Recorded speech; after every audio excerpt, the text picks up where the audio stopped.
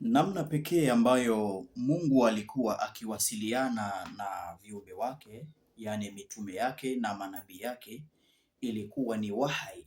Wahai ndiyo namna pekee ambayo Mungu alikuwa akiwasiliana na mitume au manabii. Lakini namna nyingine ilikuwa ni kupitia Jibril. Yule malaika Jibril ndiye aliyekuwa akipewa ujumbe kwamba mfikishie nabii fulani au mfikishie mtume fulani. Lakini kwa zama hizi ambazo tulizopo sisi, namna iliyokuwepo ambayo Mungu muumba anawasiliana na viumbe vyake ni ndoto. Kwa hiyo ndoto ndiyo namna iliyokuwepo ya Mungu kuwasiliana na viumbe wake. Hivyo basi usipuuze ndoto. Tafadhali, ikitokezea umeota kitu chochote, usipuuze ile ndoto yako. Mara nyingine unaweza ukawa umeota ndoto ya simba. Kwa kawaida, wewe ndugu yangu unanitazama, ikitokezea umeota ndoto ya simba, basi hii inawashiria nguvu ya mamlaka uliyokuwa nayo. Ikitokezea umeota ndoto ya simba, basi hii inaonyesha nguvu ya mamlaka na ule ushawishi uliokuwa nayo. Naam.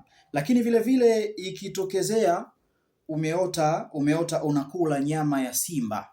Ikitokezea umeota unakula nyama ya simba, basi hii inawashiria ya kupata pesa kupata pesa nyingi kwa yule mtu aliyekuwa na mamlaka katika hiyo nchi au katika huo mji au mtu ambaye ana mamlaka katika jambo lolote lile. Naam. Lakini vile vile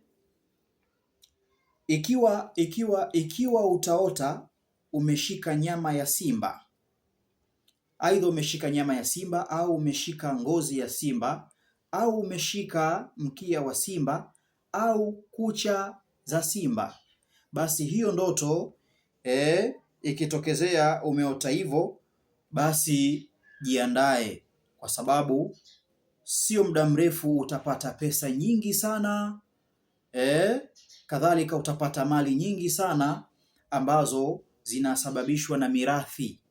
Ikitokezea umeota umeshikilia nyama ya simba au ngozi ya simba au mkia wa simba, basi unatakiwa ujiandae, sio muda mrefu utapata pesa nyingi sana zinazotokana na mirathi au urithi.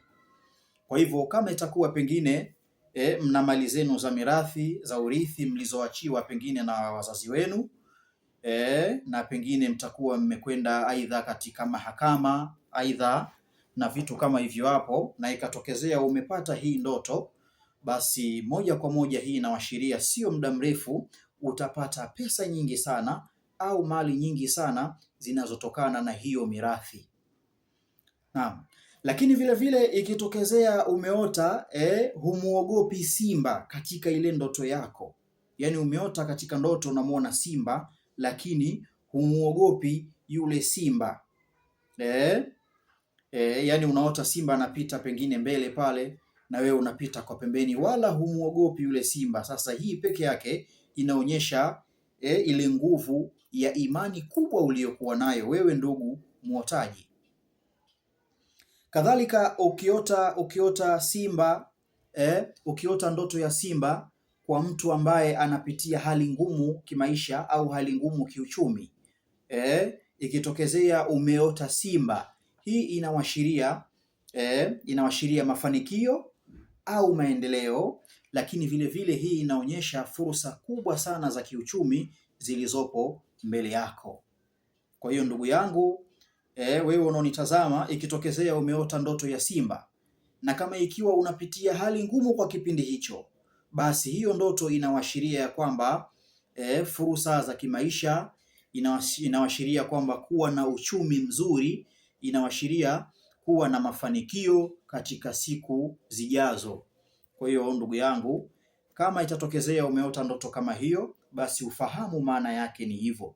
Lakini vile vile kama utapata ndoto yoyote, usisite kutupigia simu kutuuliza, na sisi kwa uwezo wake Allahu tabaraka wa taala tutakufahamisha kwamba hiyo ndoto ina maana gani, ama hivyo ulivyoota au huyo aliyeota ndoto hiyo basi ina maana gani. Kwa hivyo tunachokuomba usubscribe hii channel yetu inayokwenda kwa jina la Mwanazuoni Mbobezi. Kadhalika ukishamaliza kuangalia hii video au nyinginezo, basi jitahidi utuandikie message pale, comment yoyote. Kadhalika kwa mawasiliano utatupata kwa namba zifuatazo 0620 240 161.